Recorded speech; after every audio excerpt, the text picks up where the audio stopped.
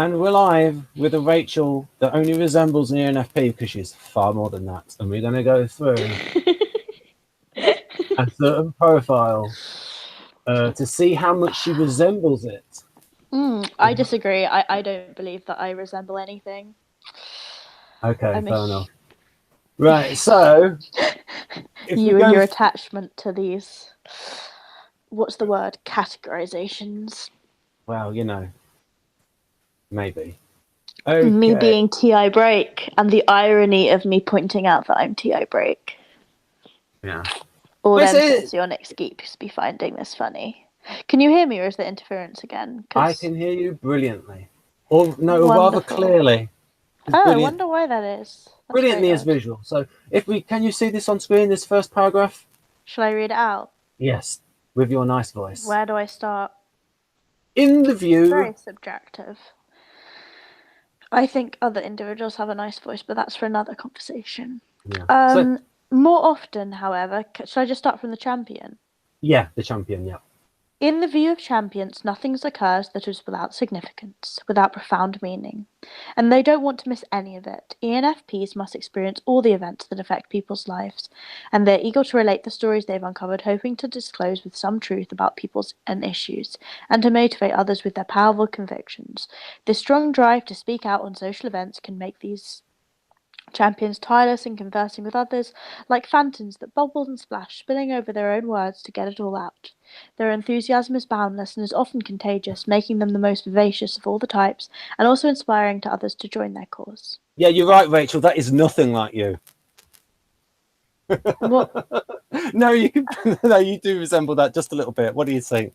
You know what? Like, if you said that, I would have taken that on board. I tend to just accept what people tell me I am, like, pretty mindlessly. Like, if someone tells me, oh, yeah, you're a really quiet person, I probably will think I am and eventually embody that.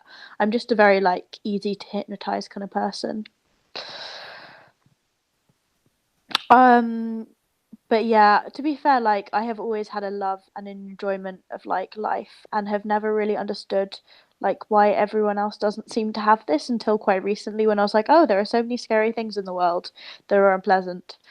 So yeah, vivacious is probably a word that would be appropriate, though it's strange to describe myself as one. I am relatively tireless in my constant verbiage.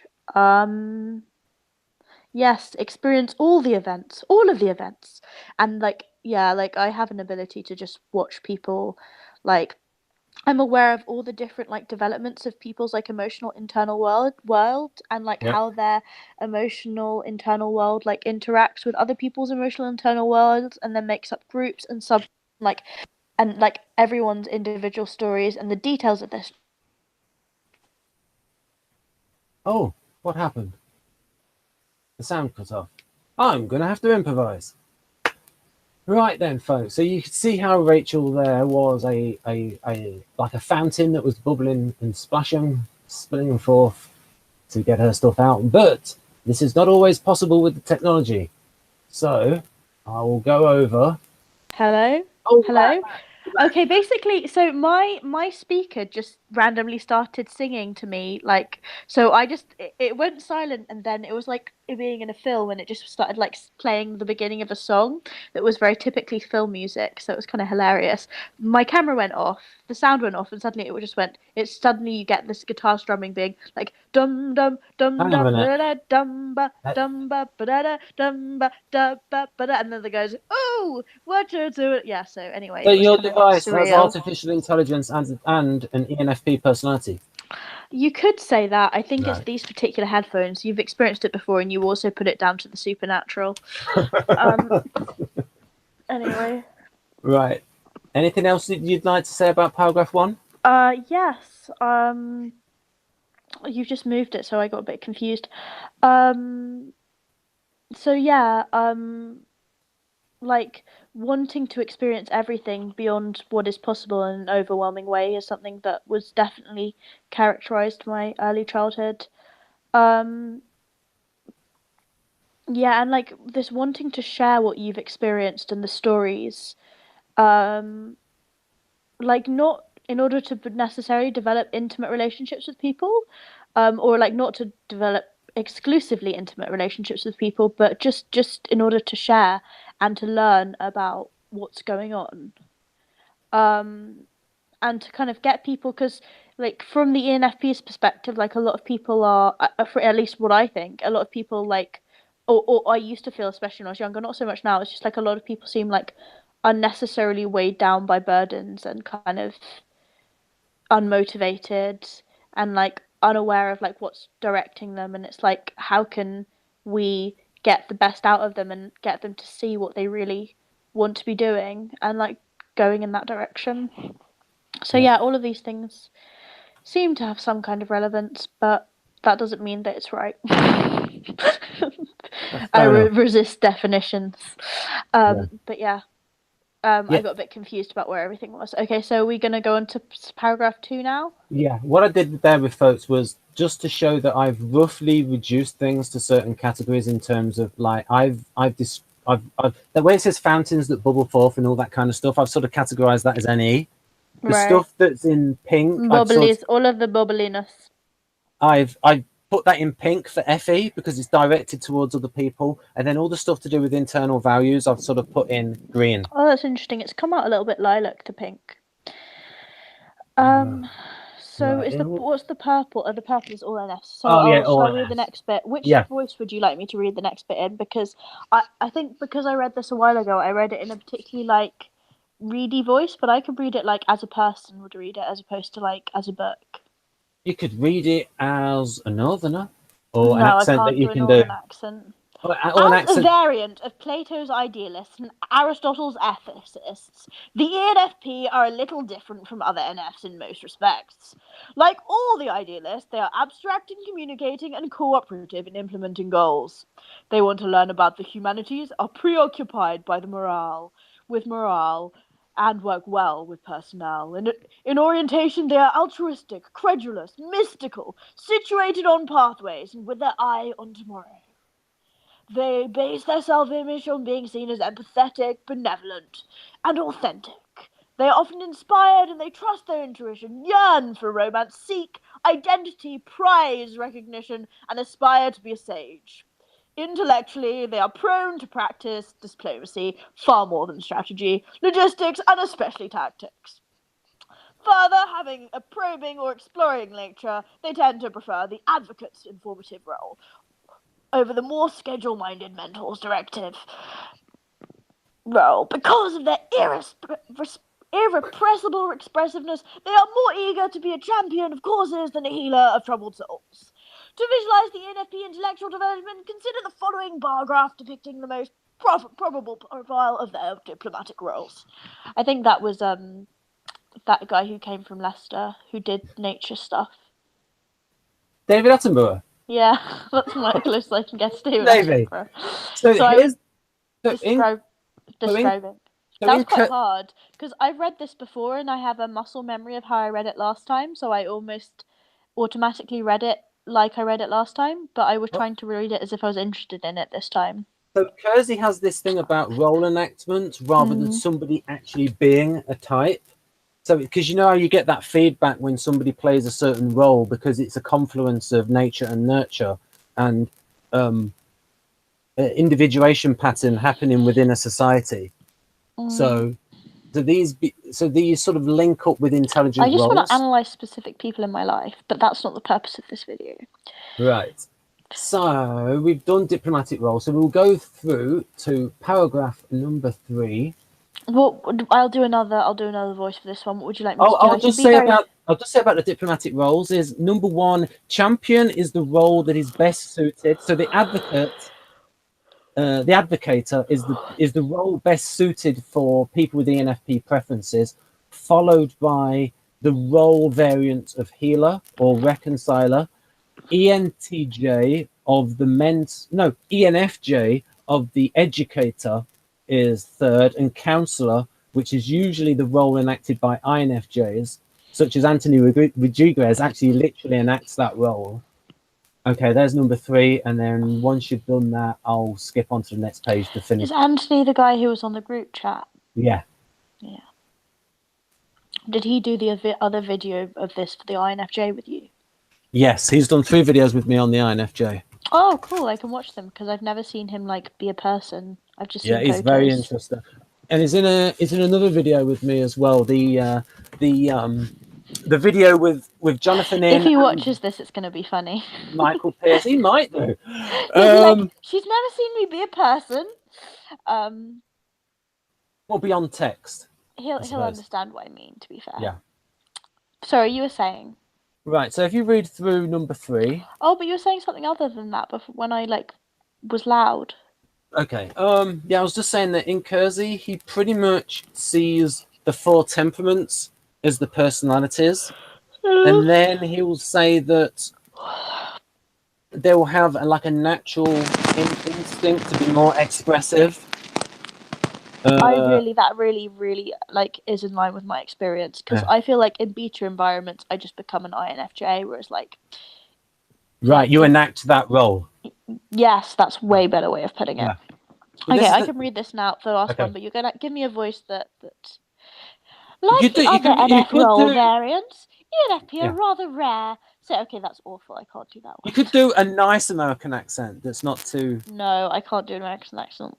Like the other NF role variants, the ENFP are rather rare, say 2 or 3% of the population, but even more than the others, they consider intense emotional experiences as being vital to a full life.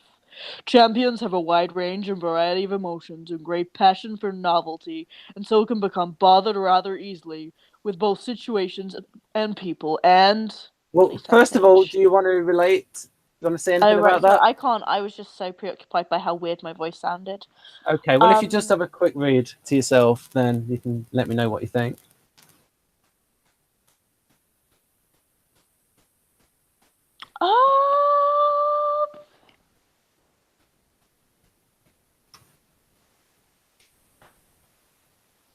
I definitely have noticed people point out in me that they thought that I had like a wide variety and range of emotions and passion for novelty.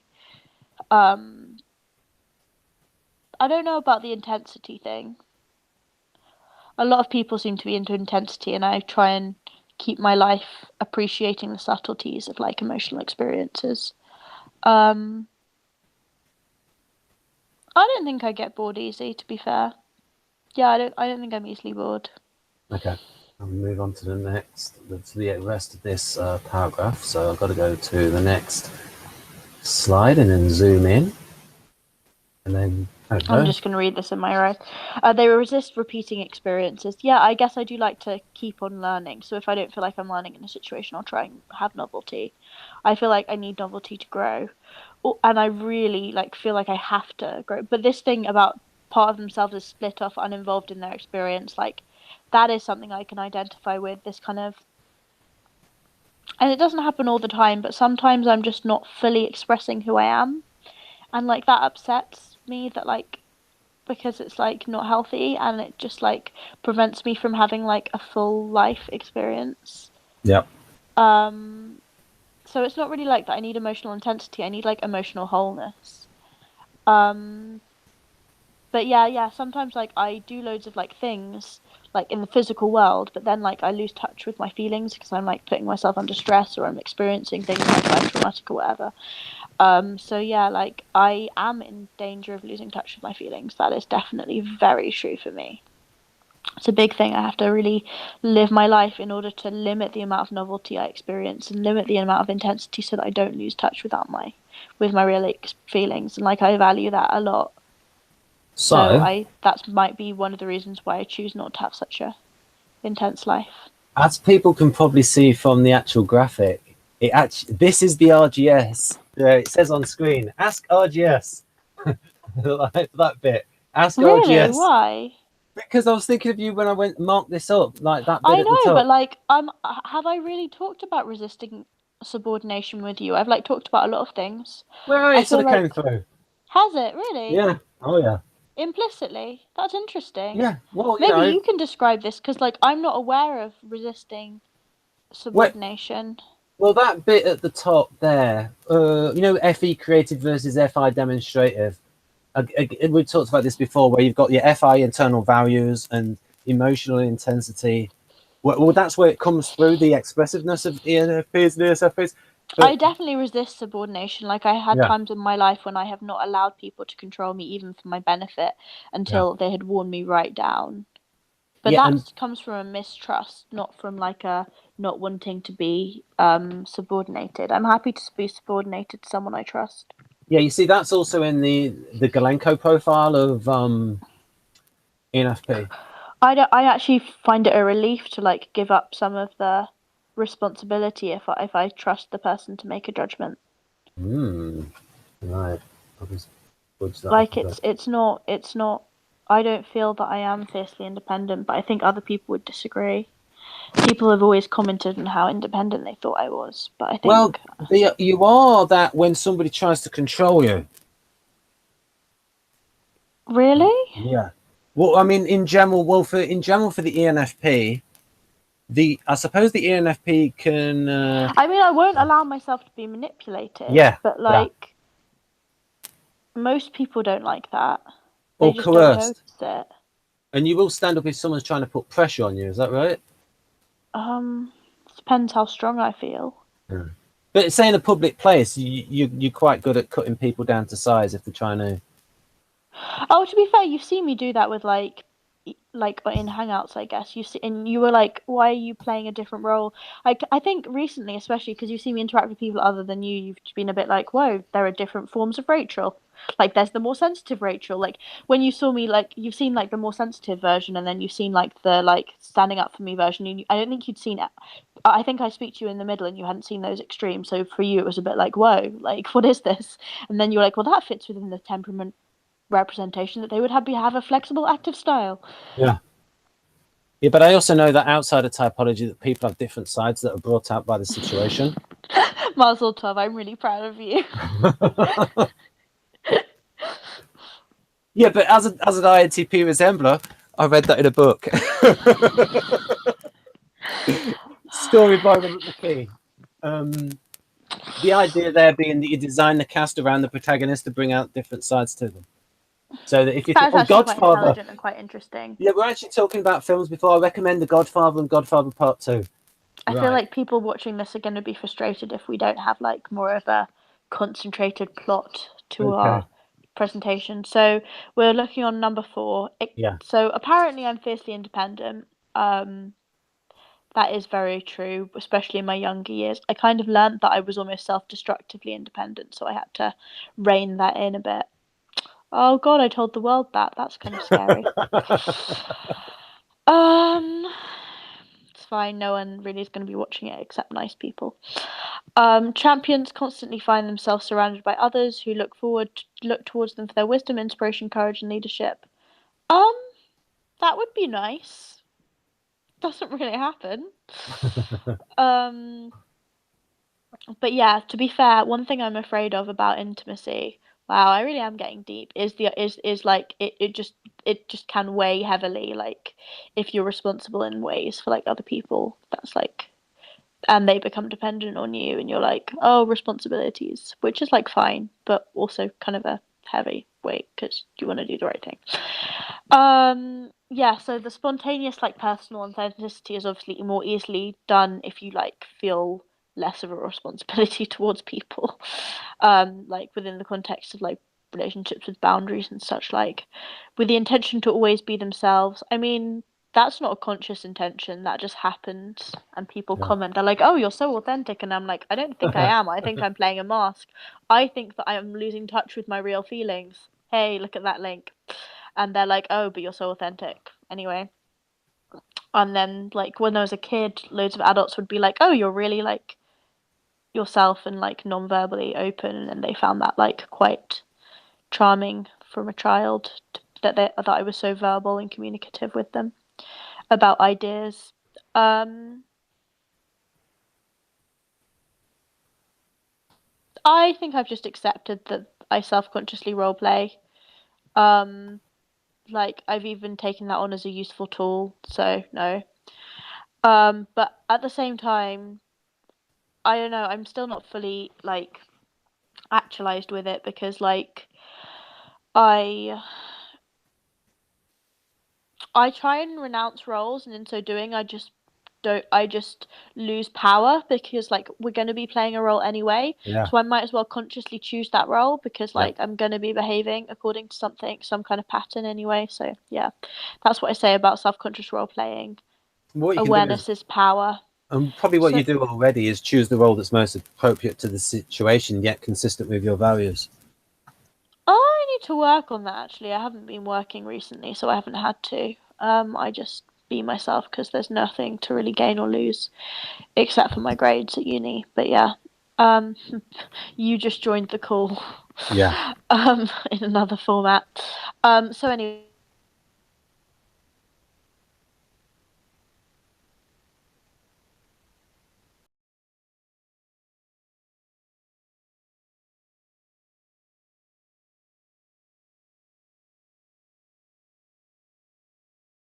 through time. Um, in their probing way, champions exercise a continuous scanning of the social environment. So I was like out the other day, and a friend was like pointing out like how impressed he was with how like I was just always noticing all of the beauty in like in things around me, and he was like, "I wish I was like that. Like I guess it's just something you're born with." And I was like, "Oh, that's an interesting perspective." Well, I'll just like to say to the audience that there's a thing between, and KEIRSEY talks about this, and Dario talks about this, where Dario Nardi, where PhD, where he talks about where you can have a preference that leads to practice, and then the practice leads to greater ability. And so you have a preference for doing these things, you do it more, and you get better and even better at it. Yeah, and I also like embrace that I enjoy it. Like it makes my life enjoyable watching people play with their dogs in the park and like smelling the flowers and such like. But anyway, so it says no suspect motive is likely to escape their attention. So like I am noticing everyone around me and I'm noticing like if there's someone who is sinister or unsafe. Or like even like more subtle things to do with like I might be like focusing consciously on the positive or not even consciously focusing but like emphasizing the positive, but like that doesn't mean I'm not aware of the negative like or that I'm oblivious, which is what people mistake my upbeatedness for. Like I'm very aware of like what's going on. It's just not always the most useful thing to like it does. It's just I have like the idea of like the motives in proportion, so like so yeah, I feel that that's agreeable. I think that I could work on my intense concentration on another individual. Well, not even work on. I think that I don't know, like that's something that I deeply enjoy but don't necessarily allow myself to indulge in. So I don't know about intense concentration on another individual. I tend to notice lots of people and what's going on with them. See, again, so this saying their intention is never passive or casual, never wandering, but always directed. That's exactly the opposite of what I was just describing. It's usually passive and casual and wandering.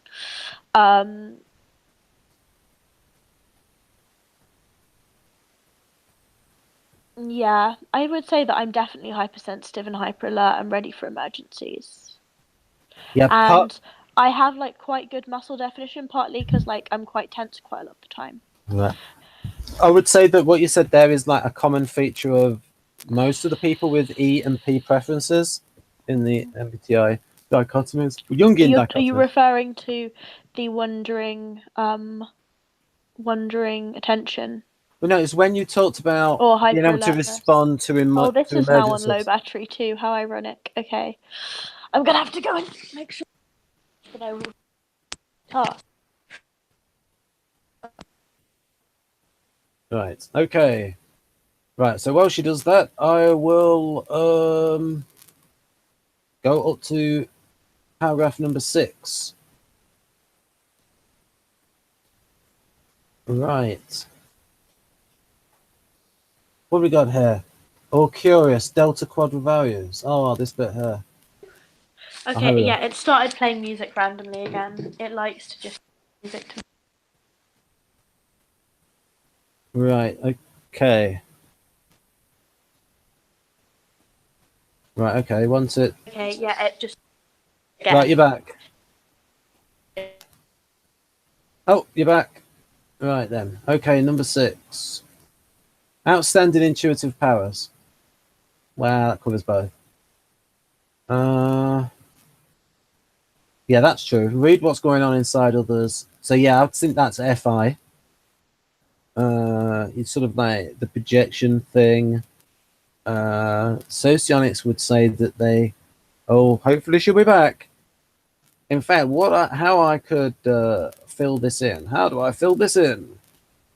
I could actually talk a bit about how personality defines, especially the bit about how they are cooperative. Because it's not the same way that SJs are cooperative. The SJs. Oh, thank you for coming back. Right. You are now paused. Not paused, I mean on mute. But we are still recording, and I am trying to fill.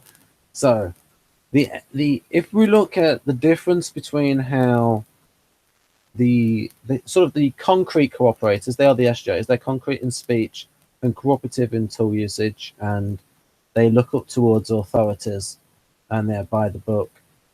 The NFs, the idealists, tend to be, it's kind of a different thing with them.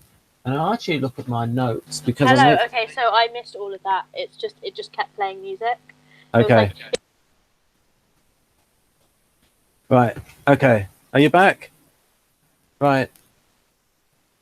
Because we're still recording, and I have to fill. Every single time this comes out, it's Every time something what comes out.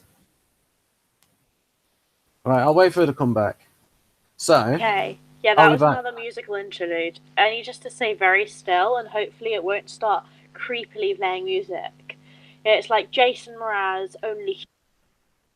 Is there a thing where you can look at your programs and kill programs that are running in the background? Yeah, it happened again. I just need to move my head. Have you got a way to kill programs running in the background? No, it's not that. It's these headphones specifically do this on all my devices. It's very strange. Okay, well, we will try to. So we're on paragraph number 6, I believe. Yeah, intuitive powers. Read what's going on inside of them, and yes. Don't know about hidden motives. I don't really believe that people have hidden motives. I just believe people have like. They're not hidden to you. I feel like they have unaware. Well, yeah, I don't know. I never consider them hidden. I just consider them on like a different level. I feel like people wear masks to abide by like rules that they don't make, and like they can't be blamed for that. I don't know. Like I think most people, hidden implies deceitful. I think most people aren't trying to be deceitful. Well, I guess they kind of are. I don't know. Yeah, like sometimes an issue I have is like I will feel what other people are feeling, but I won't know why, and then it will be like it can be negative. Like, because like I will be very sensitive to those like feelings and not really know where they're coming from, and it can be like toxic. I get it, like if I were to read into that too much, it could be toxic. And like my mum is like, oh, I'm not gonna mention my mum, but like people have definitely said to me like not to like feel my feelings. It doesn't really work that way, but like it can be frustrating for other people when I have like intense negative experiences that like they can't like just keep on going as if I'm not feeling anything, because like I have to respond to my emotions, and usually my emotions are telling me something useful anyway. So yes, I tend to attribute more power to authority figures than there, and to give over these figures an ability to see through them. I used to just feel that they must know everything, and therefore I must have to be perfectly honest, when actually like no, they can't see everything, and like can be more strategic. That's in a way how the way NFs are cooperative is different from the way SJ is. Yeah, so I used to, again, this tendency to project your own attributes onto others. Like, I assumed that other people must be cooperative and, like, care about the people because I did. And therefore, like, if they were doing something that that, as I discovered later, was deliberately getting in the way, it must be because they had, like, a good reason that wasn't, like, malevolent. And, like, sometimes people do have malevolent intentions. Like, but that is contradictory to understanding people's hidden motives. So, yeah. See, we get it wrong. I mean, I don't really consider myself good with people. I would love to be good with people, but I don't consider myself that good. Part of that might be the abstract concrete divide. Yeah, I'm aware of what's going on with people, but I don't necessarily translate that into like anything useful. Concrete language they can understand or more familiar with. Maybe, I don't know. We can try it. We can do some experiments. Experience the Rachelness and see how you react. I don't know. That's saying that there is such a thing as a self. But anyway, It's sort of there because people will say, "Oh, you seem to be acting out of character." is that self only in the mind of others, though? Anyway, I'm on pot 7 now. Okay, I will put it up a bit. Yes, I have a wide range of personal and telephone contacts, constantly shocking my friends. It's hilarious. I enjoy that. I enjoy shocking them with like, and today I bumped into my friend from Monaco or wherever. Monaco is a bad example because that's just where posh people live, but like, you know, somewhere, like just, I mean, I'd like to be likable. I don't know if I am. People. I think you're likable to most people, unless they're, you know, overly competitive Enneagram type 3s. Oh, bless. Well, I don't know. Yeah, it's interesting. I feel like my public self is a lot more developed right now than my private self. And my capacity to be spontaneous and dramatic. I don't even think of that as like a capacity that's just inherent, like that it's so developed that it feels like it's there inherently. Yeah. But like obviously that could be considered like a developed capacity. But it's like when you have like when you're so used to having a table, you're not like, oh, I have a really good table. You're just like, oh yeah, I can write now on the table. Like you ignore the table. Yes, I can be unrealistically positive.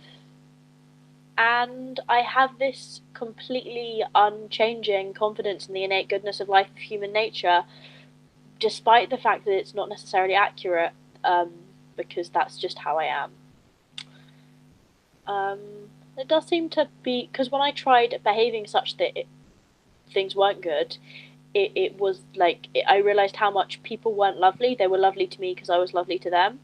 Because I used to be like, oh, people are nice, and actually, like, people aren't nice. But they're nice if you're nice to them, and if you're only nice to them, then you only ever see people being nice.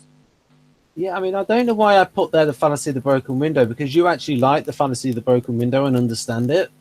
So, right, the next bit is, oh, this is the final page. There we go. Are you logged in, or do I have to fill again? Oh, there we go. And she's there. I better fill again. So, NFs and being cooperative. Abstract cooperators. So, it's a kind of a. Oh yeah, so it started playing music again. Right. Okay. So number 8. Yes, latitude in career choices is like a very defining feature of me. Lots of different things I'm interested in.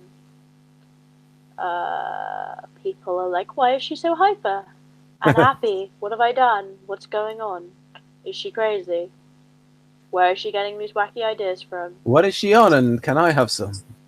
I mean, no one's really ever asked me, can I have some? It's more just like, what is she on? But, I mean, I'm glad that you have a positive, like, impression of me. Right. Yeah, like, I have an almost too strong sense of what's possible to the extent that I think that I can move around obstacles that are actually, like, impossible to move around. Don't know if I can solve most problems. I think that's a bit of an exaggeration. I'd love to be able to solve problems dealing with people. I can often see the solutions. It doesn't mean I can necessarily implement them. I like creativity and the necessity of creating something is so important to me, and like enacting that. So for me follow through is actually really important. So that's not really like a thing, but I guess like especially when I was younger, I was worse with follow through.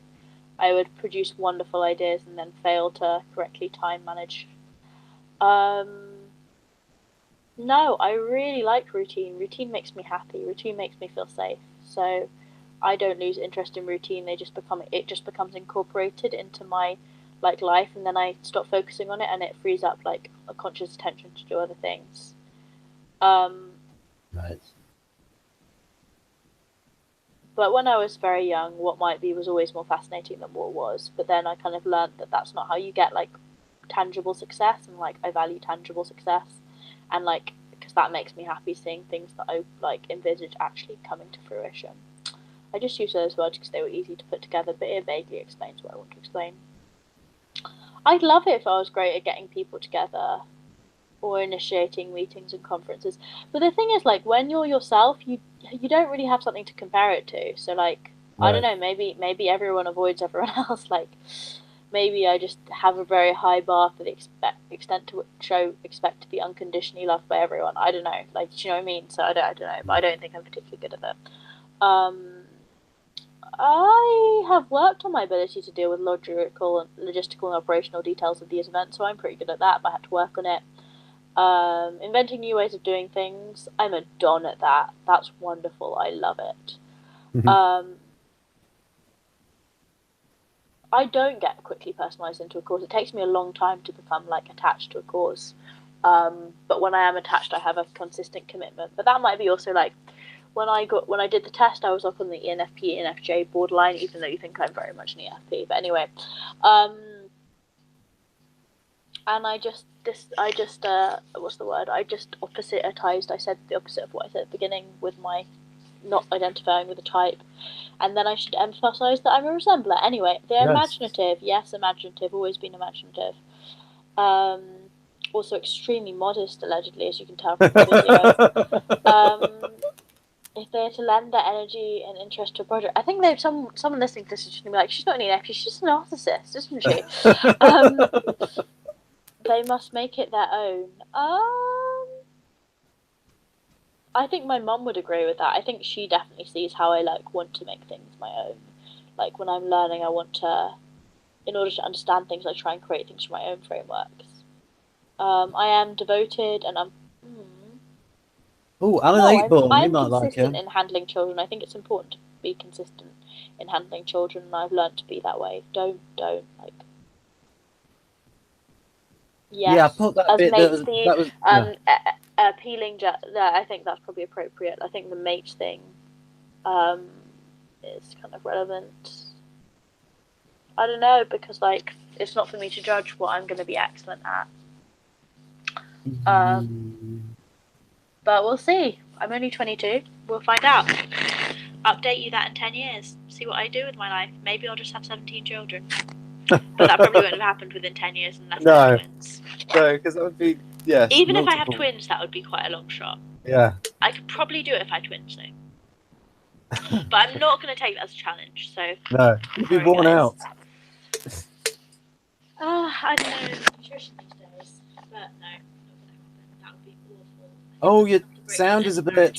Unless you had like a bit muffled. Polyamorous situation. Like, what if you had a polyamorous situation with like 6 different parents and then you had like 16 children? That wouldn't be too bad. Yeah. Okay, you're a little bit buzzy at the moment. Oh, sorry. Sort of, that's better. Do you think they heard the my idea of how to solve the problem of having too many children at once? What's that problem? You'd have like multiple parents as well. So you like they'd all be yours, but you'd have just like multiple fathers or something, or like you'd have like mothers and you'd be a surrogate to someone else. Well, I'm perfectly fine with that. So it would be like a lot more sustainable, because then like if you had like just 2 parents, that'd be too much pressure on them to raise like. Oh, this is what used to happen in like sets of twins. Certain other cultures where there would be like the extended family and they would look after the children. I guess you could have the extended family, but I think the idea of just having multiple parents, if you can like manage to manage the jealousy and whatever. Of course, though, this is all predicated upon the ideal of a family and all the parents and all the grandparents being ideal and things like that, not being dysfunctional. Yeah, it's true. But at least like there are people around. It's just like 17 children is a lot of children to have. I love how I'm like going into the details of this hypothetical situation and how to pragmatically like get this to work. Right. So, are you on number 9 at the moment? I kind of skipped it because I feel like I don't.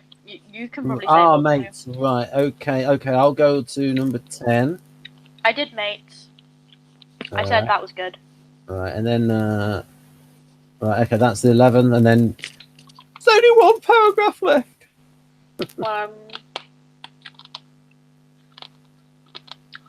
I don't know, like, I don't really approve of this form of parenting. I think it's really important to be consistent with children. And, like, I practice that when I look up to kids. So, like,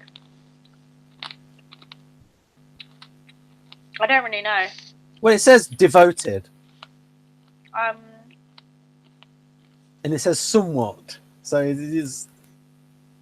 I think my mum probably says that I'm a bit hypocritical because I'm always, like, have very strong opinions about how kids should be disciplined and, like, how it's really important to, like, have consistent boundaries with them. But, like, I don't know, I'm not a parent. Yeah.